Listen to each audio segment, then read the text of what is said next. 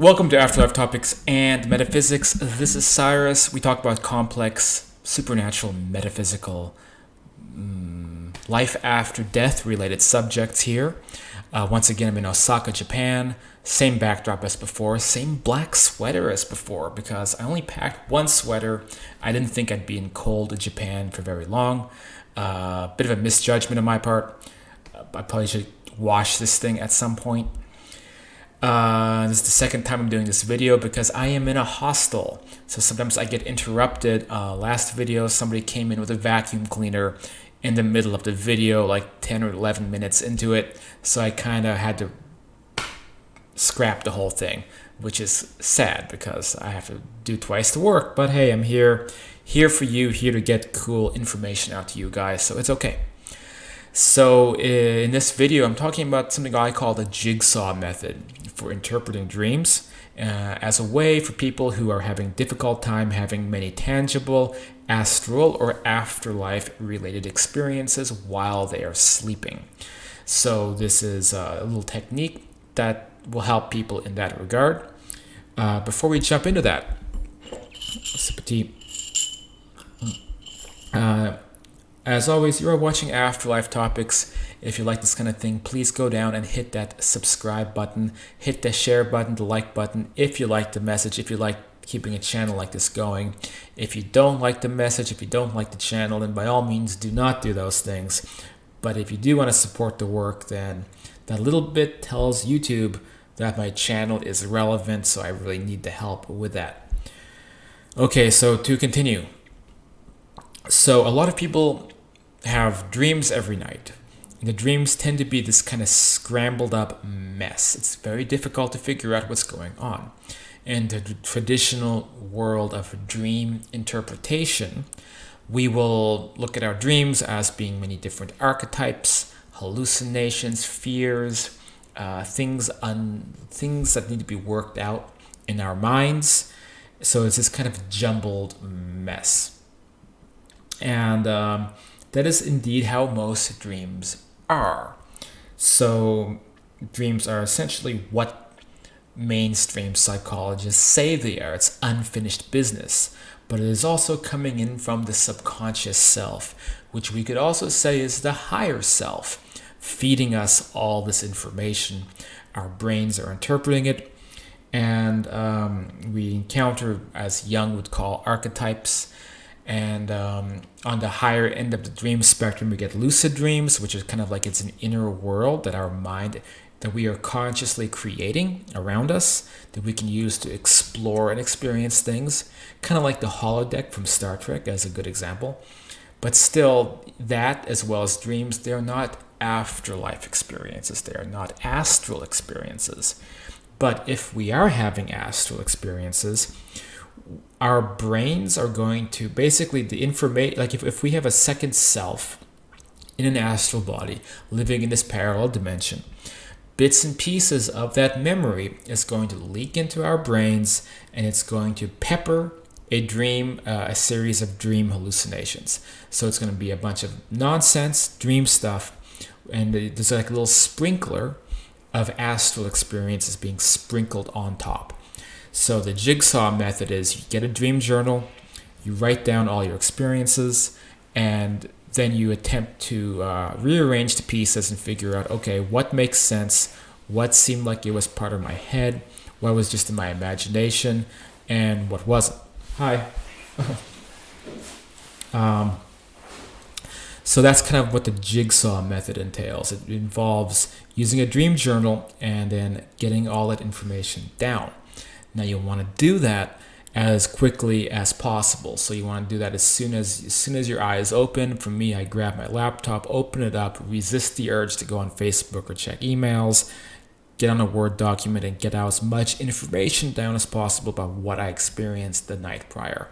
Look at all the information, figure out, okay, this looks like it was in my head, this was probably my imagination, this was some archetype, but this, and this kind of fits together as something else was going on, because the real experiences, the astral experiences, are going to be kind of sprinkled in. You have to like use tweezers and pull them out of the dream experiences. And this is in the event I'm having normal dreams. If I have a full astral night, then hopefully I'm not dreaming at all. Hopefully I'm just having straight up astral experiences. But I'm not always that lucky. Sometimes it's a big jumbled mess. And a lot of people I talk to, they have similar things happen. So they dream all night, and then they are frustrated because they somebody lost a loved one. They say, okay, my son or daughter who I lost, I think I've seen like pieces of them in my dream. It seemed real, but then I was running from Godzilla who was crashing around Tokyo. Obviously that wasn't really happening.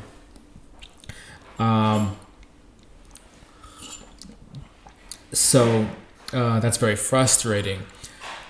But for a lot of people, it's this way. And although some people don't have any dreams at all. If you're having no dreams, it could be diet related, it could be stress related, it could be a lack of proper REM sleep, different things going on in that regard. That's something else to look into. So I want to bring this up as a perfect example I had last night or this morning when I took notes. So last night, as often happens, I had all of these kind of scrambled dream stuff going on. One example is I have this kind of reoccurring dream where I'm at the family ranch and we're scrambling to pack all our stuff out. This is clearly a kind of PTSD from when this really happened back in 2008. I was like a sophomore in college, and my father finally lost his ranch house that I grew up on, but he'd been in denial about it, and he wasn't in the best mental state, so he wasn't doing anything about it up until it was time to get out. So we had a couple of days to try to pack up 20 years of history, and we barely knew where to put anything. My parents now were out of money, and so the whole family had to get together, figure out what the heck to do. It really, really sucked. And so I have reoccurring dreams where I'm back doing that, trying to get stuff out of the house, and it's almost as if my mind just hasn't been able to cope with the kind of traumatic incident as that happened. It's like it doesn't seem right that this happened, so it's stuck in my mind. Now, other people have reoccurring dreams that they have to do a presentation naked, they're late for class, this kind of stuff. But for me, that's what it is. So I was having all that kind of stuff happen. But peppered in, there was a different experience that was happening where it was like I was in some kind of, I don't know if it was like a cafeteria or a restaurant or like a lounge. And I was talking to a lady. Now, I'm like dissecting this out of the dream stuff. It's like, well, this was interesting. This didn't seem like a normal dream, so let's look into it. So this lady seemed very tangible. It didn't seem like some kind of an archetype or something that is in my mind or that's just coming out of my subconscious, because she had very distinctive features and personality. So I had a conversation with this woman, and it turned out that she was like an ice cream chef. So that was part of her. That was part of her deal, was that her family made gourmet ice cream. So I was learning about that and talking to her about it, and I brought up this anecdote.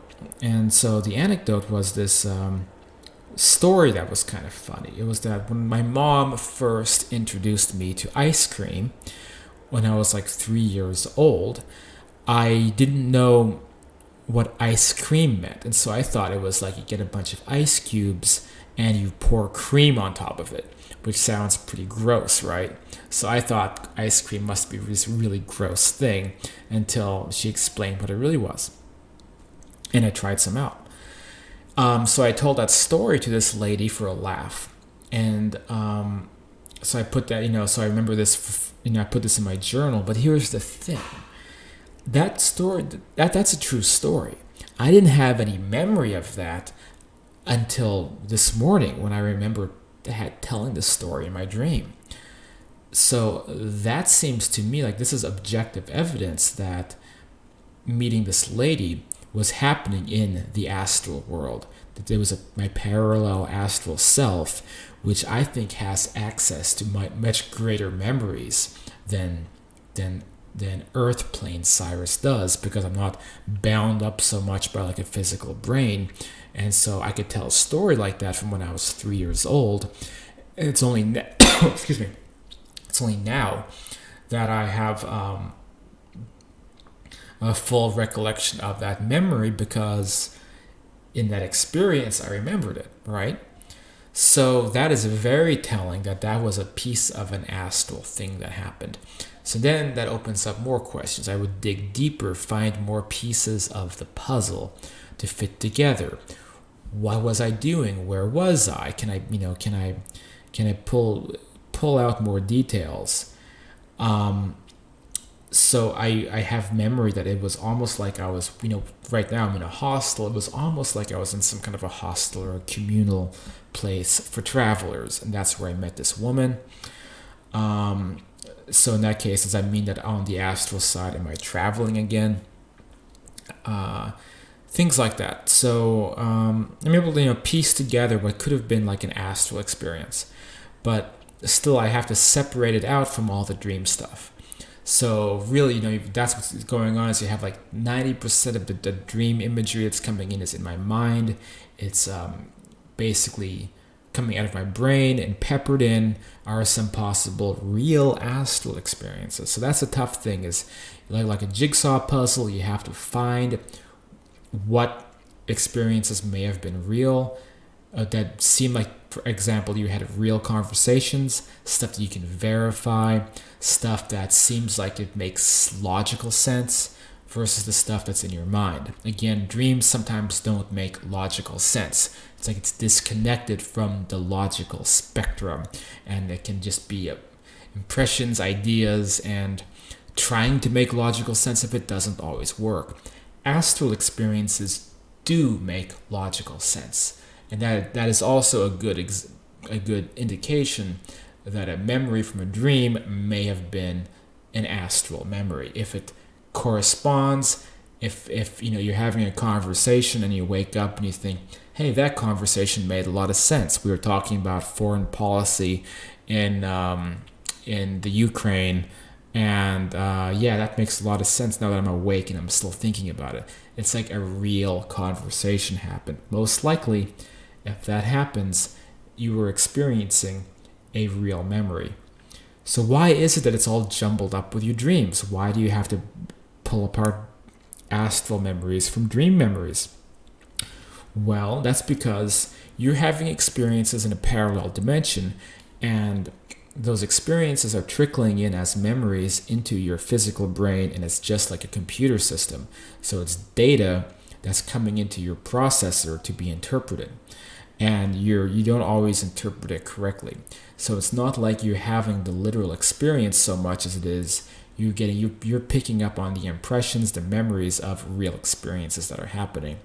The more you can break past the brain and really be there while it's happening, is what an astral projection trip means, is that you're able to cross through and regain awareness on that side through practicing lucid awareness. So, but if that doesn't happen, you can still pick apart pieces and maybe be able to sift out a astral experience. So jigsaw puzzles is one analogy. We could also say it's like sifting. It's like it's like prospecting. Prospect. You could say it's like panning for gold. When you're panning for gold, you have a. I don't think these Google images are gonna cut it. You know how when you're panning for gold, you basically are digging through lots of dirt. It's not what you're looking for, and then you filter, you sift everything away, and what's left behind, if you're really lucky, look at all this gold. Who actually pans for gold and gets this much gold? I used to pan for gold with my late brother, and man, first of all, it took him like 4 years until he even found a golden nugget. Once he did, he was so happy about it.